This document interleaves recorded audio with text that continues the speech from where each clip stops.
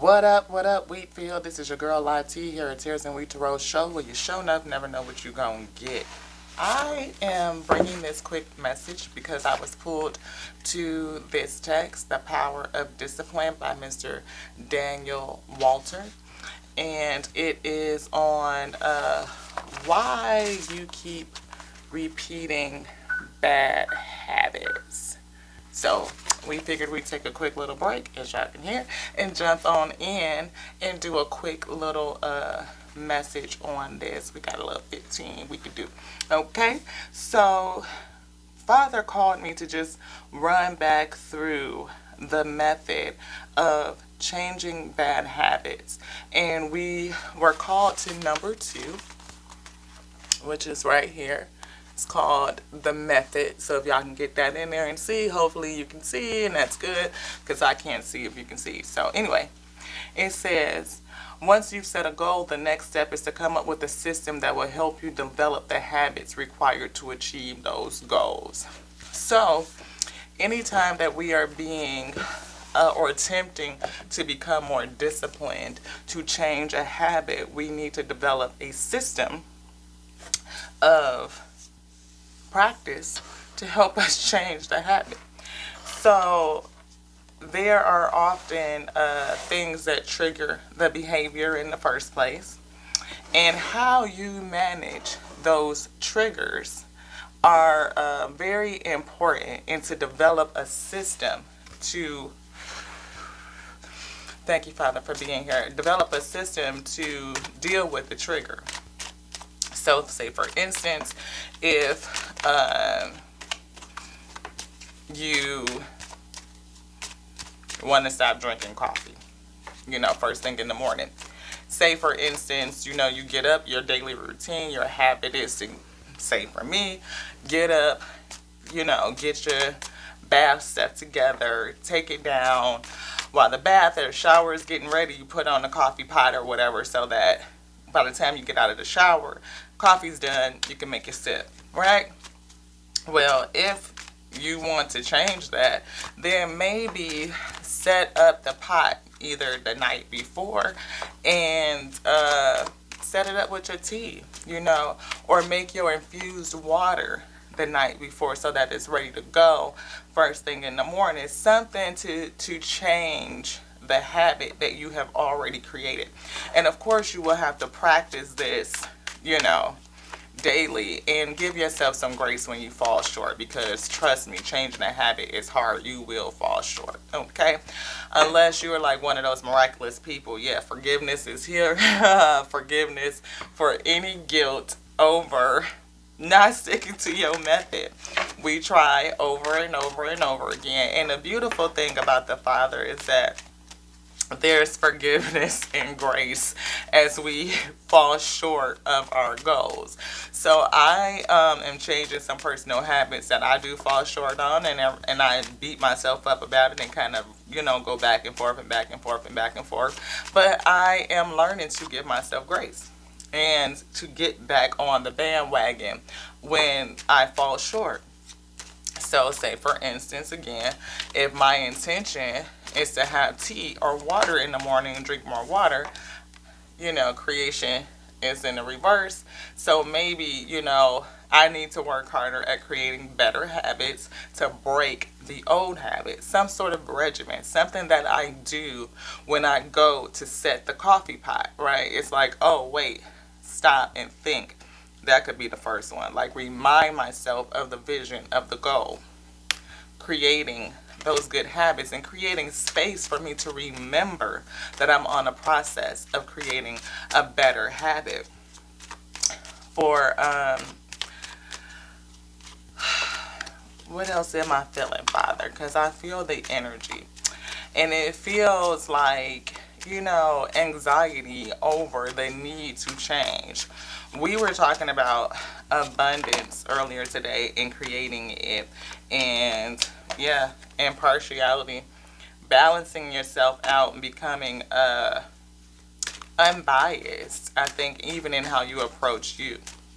And trickery, right here, you see how this dragon is holding the bigger acorn and this little squirrel has a basket already.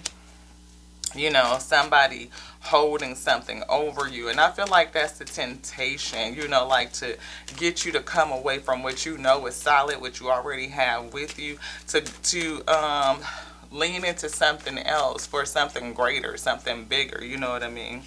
And maybe you have some impatience. You are challenged with impatience. I know that's definitely something true for me. I'll be like, so what? You know, and having to slow down, slow down. When you feel anxious about something, maybe that's a part of it. Like to discover what is pushing you. What is making you feel anxious? What is making you want to lean back into a frame of thought or a course of action that you had already committed to? Committing to something is the first thing, but then sticking to it again is the next thing. And having a method to help you stick to your commitment is critical.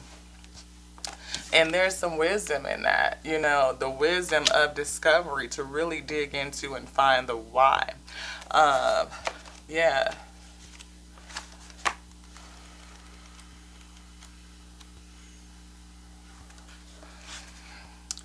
Yeah.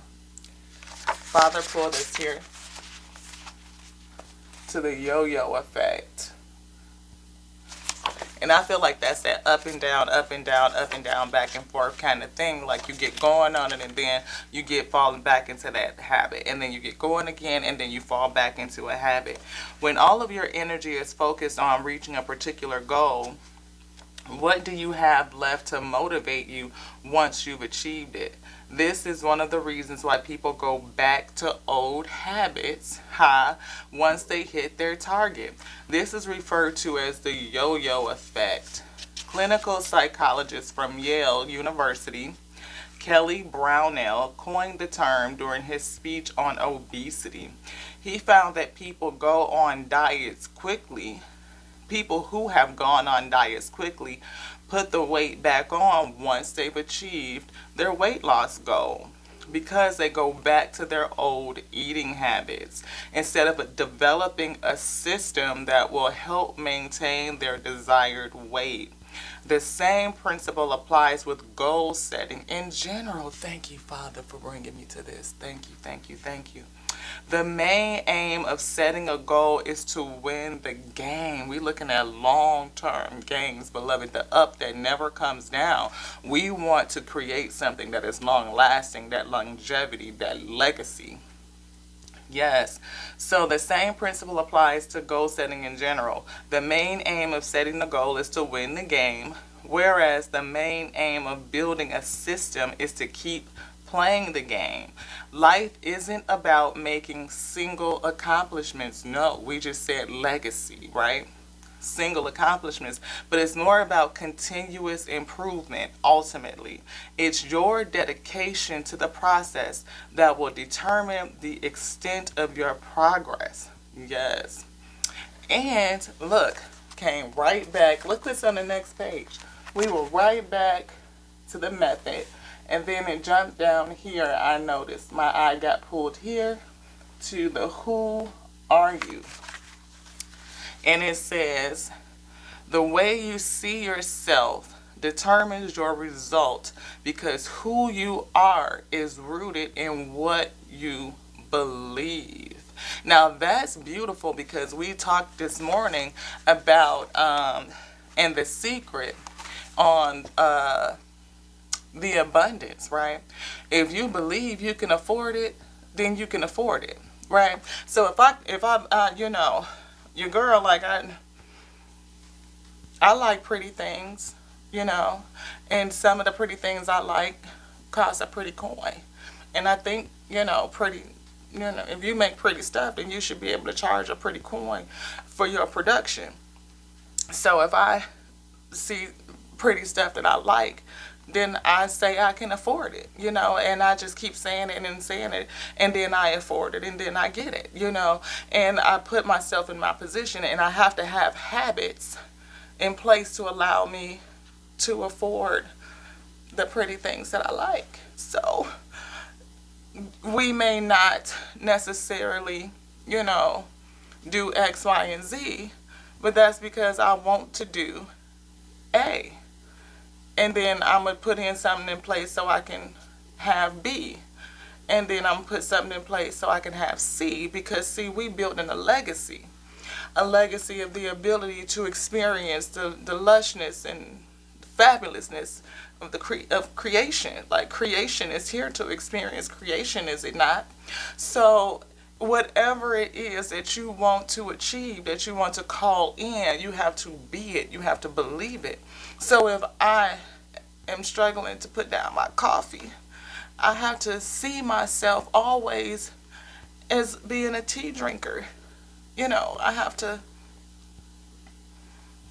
say to myself, self,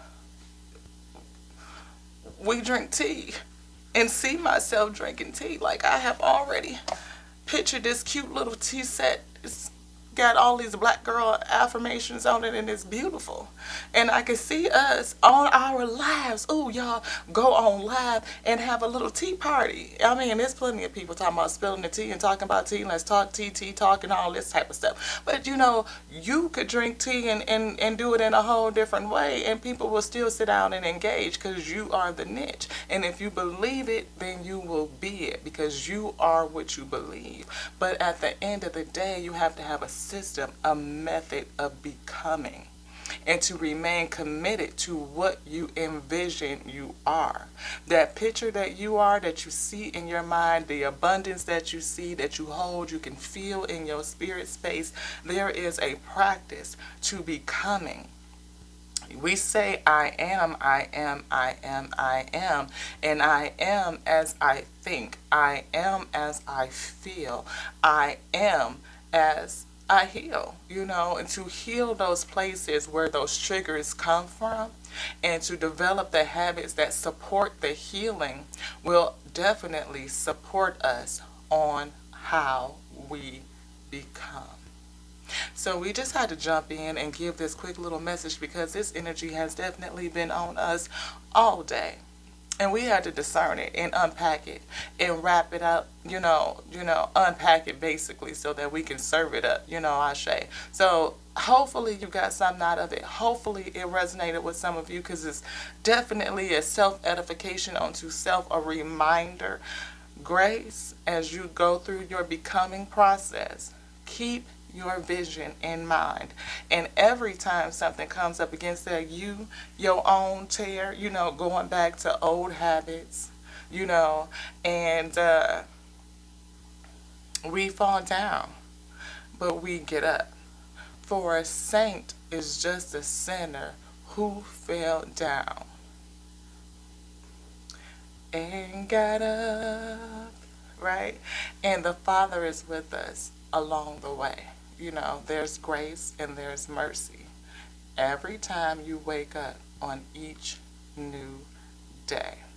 Till the next time, y'all, with your girl IT on Tears and Wheat Tarot Show, know this: I love you, I love you, I love you, I love you. I love you, beloved. I love you just like I love me, because we love the source, the creator that gives us grace and mercy.